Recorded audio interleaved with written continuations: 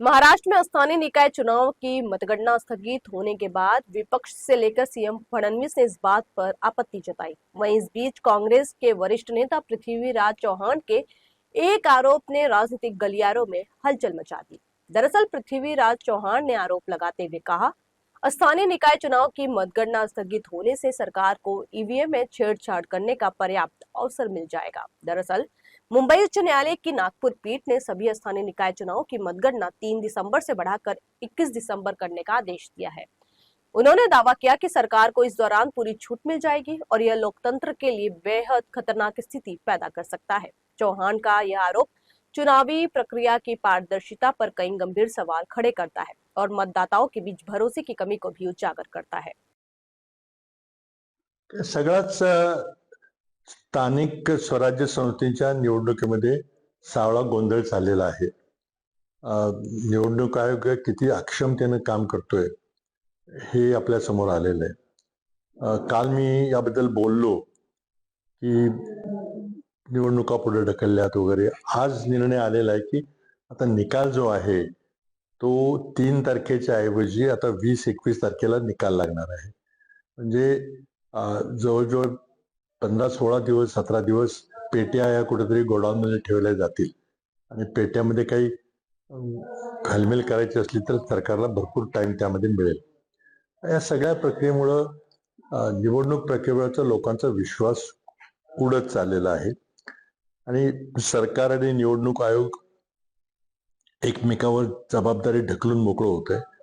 पण शेवटी कोर्टात जेव्हा केस आली होती तेव्हा सरकारच्या वकिलानं एक प्रभावीपणे बाजू मांडायला पाहिजे होती आणि मग ह्या निकाल वगैरे काही पुढे गेले नसते। पण ती बाजू मांडण्यामध्ये सरकारला अपयश आलं आणि आता निवडणूक आयोगाला दोष देऊन काही उपयोग नाही, कारण हा निकाल न्यायालयाने दिलेला आहे। त्यामुळं सगळंच दुर्दैवी आहे ज्या प्रकारे स्थानिक स्वराज्य संस्थांच्याकडे भाजप सरकारने दुर्लक्ष केलेलं आहे। लोकशाही संपवायचा एक प्रयत्न चाललेला आहे की 10 वर्ष स्थानिक स्वराज्य संस्थांच्या निवडणुका झाल्या नाहीत। गेली 5 वर्ष नोकरशाही प्रशासन करत होते। स्थानिक लोकप्रतिनिधींना काहीही अधिकार नव्हता आणि 73 आणि 74 वेळा घटना दुरुस्तीने जे अधिकार नागरिकांना दिले होते की दर 5 वर्षांनी हमखासपणे निश्चितपणे निवडणुका होतील, तो घटनात्मक अधिकार पायदळी तोडवला भाजप सरकारनं आपल्या राजकीय स्वार्थाकरता। सगळ्यात सावळा गोंधळ आहे। आम्ही याचा निषेध करतोय पण काही त्यातून मार्ग निघत नाही। जोपर्यंत जनता जागृत होत नाही तोपर्यंत हळूहळू असंच होत राहणार आणि शेवटी आपल्याला या देशात लोकशाही नाही तर संपूर्णपणे हुकुमशाही आलेली दिसेल आणि न कळत हलक्या पावलांनी येईल आणि त्यामुळं सगळ्याच गोष्टीचा मी तीव्र निषेध करतो। बरोबर आहे, आयोगाने चुकीचं वागलं, आयोग गलथानपणे काम केलं, केंद्र सरकारचं आयोगावर काही नियंत्रण नाही, हे सगळं मान्य आहे।